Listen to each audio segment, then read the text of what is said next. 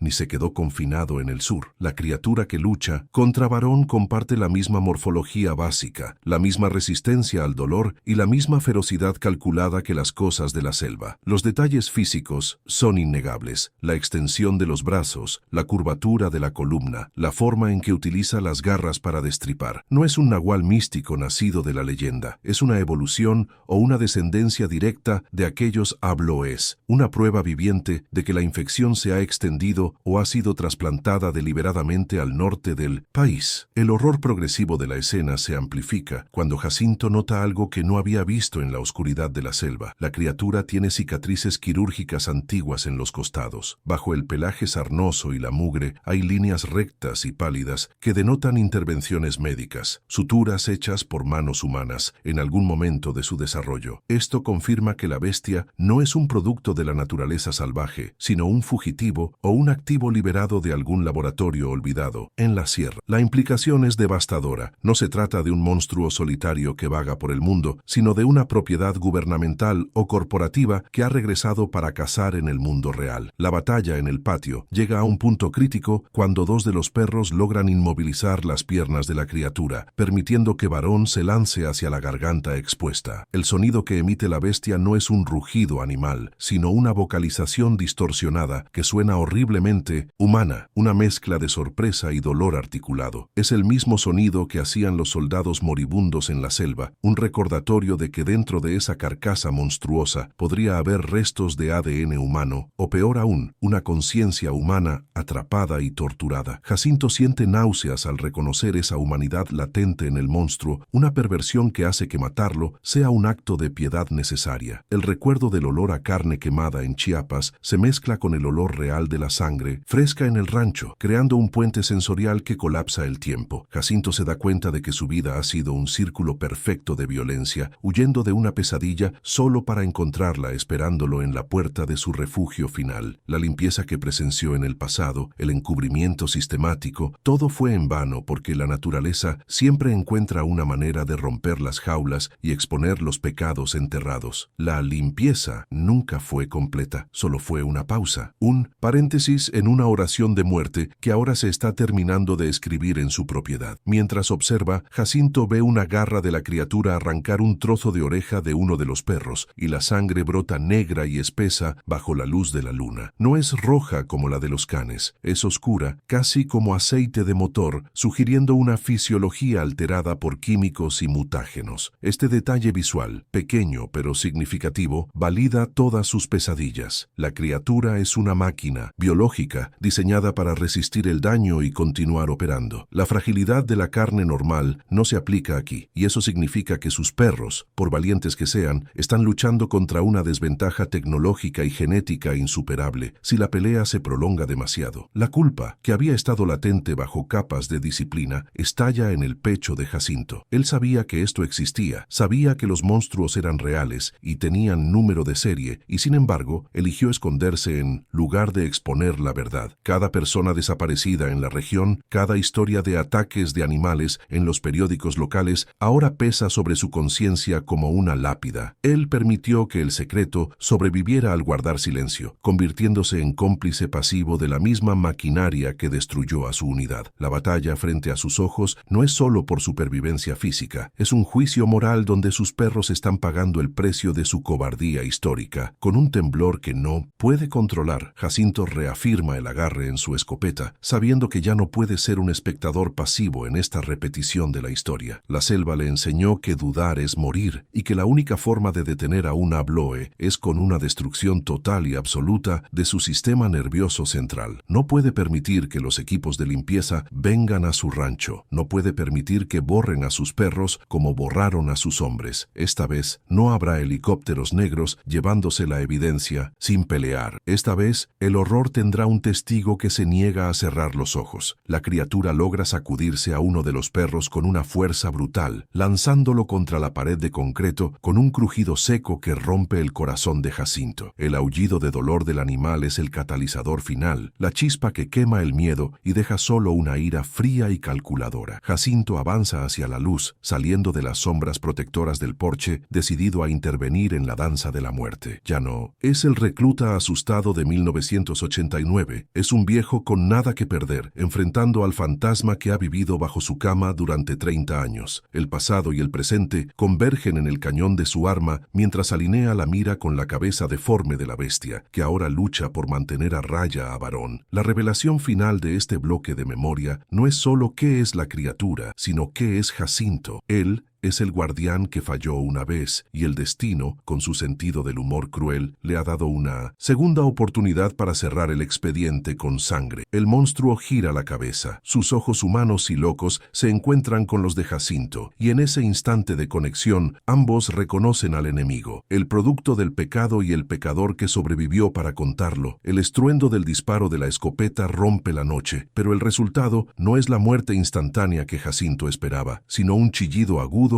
que lastima los tímpanos y confunde a los perros. La carga de postas impacta en el hombro de la criatura, arrancando trozos de carne y pelaje, pero la masa muscular densa y antinatural absorbe el impacto lo suficiente para evitar un daño fatal a los órganos vitales. Aprovechando el retroceso del arma y la confusión momentánea, la bestia se impulsa con una fuerza descomunal hacia el muro perimetral, trepando con la desesperación de un animal acorralado que se niega a morir en una jaula. Jacinto maldice entre dientes mientras bombea el arma para cargar otro cartucho, pero es demasiado tarde. La sombra deforme se pierde en la negrura del desierto, dejando tras de sí un rastro de sangre negra y viscosa que brilla bajo la luz de las estrellas como chapopote fresco. El silencio regresa al patio, pero esta vez es un silencio doloroso, roto únicamente por la respiración agitada de la manada y el goteo rítmico de la sangre sobre la tierra seca. Jacinto corre hacia Varón, quien yace de costado intentando levantarse, con el pecho abierto por 3 surcos profundos dejados por las garras del intruso, heridas que exponen el músculo palpitante y el hueso blanco. El viejo entrenador se arrodilla en la tierra, sus manos temblando no por miedo, sino por una rabia impotente, mientras presiona su propia camisa contra la herida del perro para detener la hemorragia. Varón no gime, lame la mano de su amo con una lengua rasposa y vuelve la cabeza hacia el muro, gruñendo bajo, indicando que la pelea no ha terminado y que el enemigo aún respira ahí fuera, en el territorio que juraron proteger. La decisión que toma Jacinto en ese momento no es racional, es una respuesta visceral dictada por el código de honor que la milicia le inculcó y que la sociedad civil nunca entendió. Podría quedarse, curar a sus perros y esperar el amanecer atrincherado, pero sabe que una bestia herida de esa naturaleza no se alejará. Regresará con más hambre, con más odio, o peor aún, irá a buscar presas más fáciles en los ranchos vecinos. Nadie se queda atrás y ninguna amenaza se deja. Piba, susurra para sí mismo, repitiendo el mantra de su antigua unidad mientras se levanta con las rodillas crujiendo. Decide salir a la casa, abandonar la seguridad de su fortaleza para adentrarse en el terreno del enemigo, transformando la defensa en una ofensiva final, antes de que sus fuerzas o su suerte se agoten por completo. El proceso de preparación es un calvario físico que le recuerda cruelmente que ya no es el joven soldado que sobrevivió a la selva lacandona, sino un anciano con artritis y cicatrices que duelen con el frío. Entra a la cabaña y se equipa con una rapidez dolorosa, una lámpara táctica, un cuchillo de combate de hoja ancha que ha guardado por 30 años y un botiquín de primeros auxilios básico. Se traga 2 analgésicos en seco, ignorando el ardor en su estómago, y se coloca una chamarra de lona gruesa para protegerse de las espinas y del viento helado de la sierra. Al salir, selecciona a los 3 perros que aún están en condición posiciones de combate, Sombra, Rojo y Duque, dejando a Varón encerrado y seguro, a pesar de las protestas del animal herido que araña la puerta, queriendo unirse a la cacería final. El rastro de sangre es fácil de seguir al principio, una línea oscura y continua que serpentea entre los mezquites y las biznagas, alejándose del rancho hacia la zona de barrancas profundas al norte. Jacinto camina con la escopeta lista, flanqueado por sus perros que avanzan con la nariz pegada al suelo, en total silencio, habiendo entendido que el sigilo es ahora su única armadura. El terreno es traicionero, lleno de piedras sueltas y agujeros de tuzas que podrían romperle un tobillo con facilidad, obligándolo a moverse con una lentitud exasperante. Cada paso es una batalla contra su propia biología, contra los pulmones que arden por el aire gélido y las piernas que pesan como plomo, pero la imagen de la criatura y la certeza de su origen lo empujan hacia adelante. A medida que se adentran en la garganta de la sierra, el paisaje cambia, volviéndose más opresivo y claustrofóbico, con paredes de roca que se alzan a ambos lados, bloqueando la luz de las estrellas. Jacinto reconoce el camino. Se dirigen hacia las ruinas de una antigua mina de plata abandonada, un lugar que los locales evitan por superstición y que él siempre sospechó que ocultaba algo más que vetas agotadas. La atmósfera aquí es pesada, cargada de un olor a azufre y podredumbre que no es natural, un hedor industrial que le recuerda a los químicos usados para limpiar escenas del crimen. La sospecha de que la criatura no es un accidente de la naturaleza, sino un residuo de algo humano y burocrático, se solidifica con cada metro que avanza hacia la boca oscura de la tierra. A medio camino, los perros se detienen en seco y erizan el lomo, gruñendo hacia un cúmulo de arbustos aplastados a un lado del sendero de cabras. Jacinto se acerca con la lámpara y descubre algo que detiene su corazón por un segundo. Una mochila de senderismo moderna, rasgada y cubierta de polvo, pero claramente ajena al entorno rural. Al abrirla, encuentra una cámara fotográfica profesional, libretas de notas y credenciales de prensa pertenecientes a un joven periodista de la Ciudad de México reportado como desaparecido semanas atrás. Las notas, escritas con trazos frenéticos, hablan de camiones militares sin matrícula y aullidos que no son de coyote, confirmando que alguien más estaba buscando la verdad y pagó el precio máximo por su curiosidad. Este hallazgo actúa como un obstáculo moral más pesado que cualquier barrera física. La evidencia de que hay civiles inocentes involucrados y que el gobierno sigue protegiendo el secreto enciende una furia fría en Jacinto. Se da cuenta de que no está solo luchando contra un monstruo, sino contra todo un sistema que permite que estas cosas existan y se alimenten de los curiosos y los desprotegidos. La burocracia del silencio, esa maquinaria invisible que borra expedientes y personas, es el verdadero enemigo, y la criatura es solo su perro de ataque. Guardando la memoria SD de la cámara en su bolsillo, Jacinto promete que si sale vivo de esta noche, esa información no morirá en el desierto con él. La entrada de la mina aparece ante ellos como una herida abierta en la ladera de la montaña, rodeada de maquinaria oxidada y letreros de propiedad federal, prohibido el paso, que el tiempo apenas ha logrado borrar. Las rejas que debían bloquear el acceso han sido arrancadas desde la base con una violencia brutal, dobladas hacia afuera de la misma manera que el portón de su rancho. No hay guardias, no hay cámaras, solo el olvido y la negligencia de un Estado que crea horrores y luego los abandona cuando ya no son útiles o controlables. Jacinto acaricia la cabeza de Sombra para tranquilizarse a sí mismo y juntos cruzan el umbral hacia la oscuridad absoluta, dejando atrás el mundo de los hombres para entrar en el dominio de la bestia. El interior de la mina no huele a humedad y tierra, sino a excremento, sangre seca y formaldehído, una mezcla que golpea a Jacinto con recuerdos sensoriales de los laboratorios de campo en el sur. El haz de su linterna corta las tinieblas, revelando que el túnel principal no está vacío. El suelo está cubierto de huesos, no solo de animales, sino fémures y cráneos humanos limpios, apilados con una especie de orden obsesivo. No es la guarida de un animal salvaje caótico, es el refugio de una mente que clasifica, que colecciona trofeos, una mente que retiene vestigios de humanidad retorcida. El sonido de sus pasos resuena en las paredes de roca, amplificado, anunciando su llegada a quien quiera que habite en las profundidades. Más adentro, el túnel se abre en una caverna amplia, donde la luz revela restos de infraestructura moderna, generadores diésel oxidados, jaulas de metal destrozadas y mesas quirúrgicas volcadas. Es la confirmación final de la teoría de Jacinto. Este lugar fue un sitio negro, una instalación clandestina para contener o estudiar a los sabloes antes de que fuera abandonada a toda prisa. En el centro de la caverna caverna, sobre un montículo de trapos sucios y uniformes militares viejos, yace la criatura, lamiéndose la herida del hombro y emitiendo gemidos que suenan como el llanto de un niño. La escena es grotesca y patética, despojando al monstruo de su mística y revelándolo como una víctima torturada de la ciencia. Pero la piedad dura poco. Al percibir la luz y el olor de los perros, la criatura se incorpora con una velocidad terrorífica, rugiendo con una voz que hace temblar las estalactitas del techo. Ya no intenta huir, está en su nido, y la defensa de su territorio es absoluta. Jacinto levanta la escopeta, pero la bestia es más rápida y lanza una piedra del tamaño de una cabeza humana con precisión de lanzador, golpeando el arma y enviándola lejos hacia la oscuridad. Desarmado de su fuego principal, el viejo militar saca el cuchillo de combate, sintiendo el peso del acero como su última línea de defensa, mientras los tres perros se lanzan al ataque en una formación de pinza perfecta. La batalla final es un torbellino de caos, ladridos y gritos en la penumbra de la cueva, una lucha primitiva donde la tecnología ya no importa, solo la voluntad de sobrevivir. Rojo es lanzado por el aire con un golpe del brazo de la bestia, golpeando la pared con un sonido seco, mientras Duque y Sombra muerden los talones y los tendones del monstruo, tratando de derribarlo. Jacinto se mueve buscando un flanco, esquivando garras que rasgan el aire a centímetros de su cara, buscando desesperadamente una apertura en la defensa de la criatura para clavar el cuchillo. Es una danza de muerte en la oscuridad, donde cada segundo se siente como una hora y cada error significa el fin. En medio del frenesí, Jacinto logra saltar sobre la espalda de la bestia, aferrándose al pelaje sarnoso con una mano mientras busca el cuello con el cuchillo. La criatura se sacude violentamente, golpeando al anciano contra las rocas, rompiéndole costillas y sacándole el aire. Pero Jacinto no suelta su agarre. Siente la piel caliente y pulsante bajo sus dedos, siente la vida antinatural que corre por ese cuerpo y en un momento de claridad absoluta hunde la hoja de 20 centímetros en la base del cráneo, buscando cortar la conexión nerviosa. La bestia emite un alarido que se transforma en palabras humanas ininteligibles, sílabas rotas de un idioma olvidado, antes de desplomarse pesadamente al suelo. El silencio que sigue es ensordecedor, solo roto por los jadeos agónicos de Jacinto y los gemidos de los perros heridos. El cuerpo del monstruo comienza a convulsionar y bajo la luz de la linterna caída en el suelo, Jacinto observa horrorizado cómo la morfología de la bestia cambia en la muerte. Los músculos se contraen, el pelaje parece retraerse o caerse y la estructura ósea se reduce, revelando poco a poco los rasgos de un hombre deforme, lleno de cicatrices de cirugías antiguas y tatuajes de códigos de barras en la piel grisácea. No mató a un animal, liberó a un ser humano que había sido convertido en un arma biológica, una verdad que pesa más que cualquier crimen de guerra. Jacinto se arrastra lejos del cadáver, tosiendo sangre, y se apoya contra una caja de metal podrida para recuperar el aliento. Al iluminar el rincón más alejado de la cueva con la linterna temblorosa, la verdadera pesadilla se revela, congelando su sangre más que el frío de la muerte. Detrás del nido del monstruo hay una serie de incubadoras industriales rotas, pero una de ellas está intacta y funcionando con una luz roja parpadeante de batería de respaldo. Dentro del cristal sucio, flotando en un líquido ámbar, no hay un feto deforme, sino algo que parece una versión perfeccionada, más pequeña y letal de la criatura que acaba de matar. La revelación es devastadora. La criatura no estaba sola, y no estaba simplemente sobreviviendo, estaba protegiendo el legado del experimento. El sitio, no, estaba abandonado del todo, estaba en modo de hibernación esperando. Jacinto se da cuenta de que la batalla que acaba de ganar es insignificante en la gran escala de las cosas. Ha matado al guardián, pero la semilla sigue viva, y hay indicios en el polvo del suelo, huellas de botas militares frescas que sugieren que alguien ha estado viniendo aquí recientemente para monitorear el progreso. No es una ruina olvidada, es un proyecto activo. Con las fuerzas que le quedan, Jacinto se levanta y cojea hacia la incubadora, levantando el cuchillo aún goteando sangre negra. Sabe lo que tiene que hacer, pero su mano tiembla ante la perspectiva de destruir algo que parece vagamente humano en su etapa embrionaria. Sin embargo, la imagen de sus perros heridos y del periodista muerto endurece su corazón. Con un grito de rabia y dolor, golpea el cristal, rompiendo el contenedor y dejando que el líquido y la abominación se derramen sobre el suelo de piedra, pisoteando los restos hasta asegurarse de que nada respire.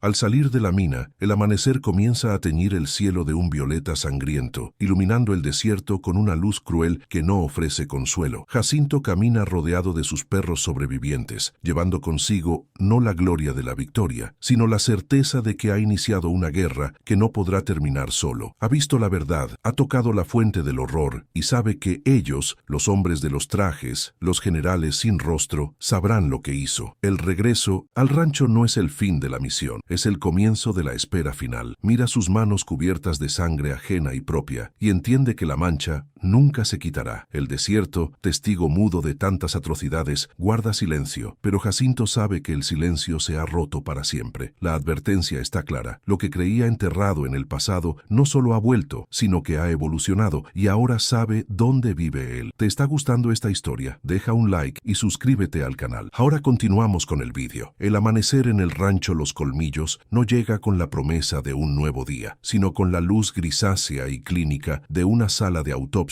que expone las heridas abiertas de la noche anterior. Jacinto se sienta en el suelo de concreto del patio, rodeado de gasas ensangrentadas, botellas de yodo y el olor penetrante del alcohol médico, dedicándose a suturar la piel desgarrada de varón con manos que ya no tiemblan. El perro, a pesar del dolor de la aguja, atravesando su carne viva, no emite sonido alguno. Sus ojos ámbar están fijos en el horizonte, compartiendo con su dueño un entendimiento silencioso y terrible de que la inocencia se ha perdido para siempre. No es el momento de lamentarse ni de buscar consuelo veterinario en el pueblo. Cada minuto gastado en el cuidado de las heridas es un minuto robado al tiempo limitado que les queda antes de que lleguen las consecuencias de haber abierto la caja de Pandora en la mina. La certeza de su final no proviene de una premonición mística, sino de la lógica militar implacable que ha regido su vida desde los años 80. Nadie destruye un activo biológico del gobierno sin activar una respuesta de contención inmediata. Las huellas de botas tácticas frescas que encontró en el polvo de la cueva junto a las incubadoras le confirmaron que el proyecto no estaba abandonado, sino monitoreado, y que su intrusión ha disparado alarmas silenciosas en despachos lejanos de la capital. Jacinto sabe que no enviarán a la policía local ni a patrullas estatales, enviarán a los limpiadores, esos contratistas sin rostro y sin nombre que borran pueblos enteros de los mapas para proteger los márgenes de error de un presupuesto negro. Él ya no es el cazador, se ha convertido en el cabo suelto, en la evidencia incómoda que debe ser incinerada para mantener la narrativa oficial intacta y el miedo contenido. Con la resignación de un hombre que ordena sus asuntos antes de un viaje largo, Jacinto reúne las libretas del periodista muerto, la tarjeta de memoria de la cámara y su propio diario de campo, una bitácora detallada de décadas de avistamientos y patrones migratorios de las criaturas. Coloca todo dentro de una caja de munición metálica, sellándola con cera y cinta industrial para hacerla impermeable al tiempo y al olvido, convirtiendo ese paquete en una cápsula del tiempo cargada de verdad radiactiva. No tiene intención de entregarla a las autoridades, pues sabe que cualquier cadena de mando está contaminada. Su plan es enterrarla en coordenadas específicas, lejos del rancho, bajo un nopal marcado que solo un ojo entrenado podría distinguir. Es su testamento, su legado de horror, una semilla de conocimiento plantada en el desierto, esperando a que alguien con el valor suficiente la desentierre y termine lo que él empezó. Sentado frente a su vieja máquina de escribir, Jacinto redacta una última nota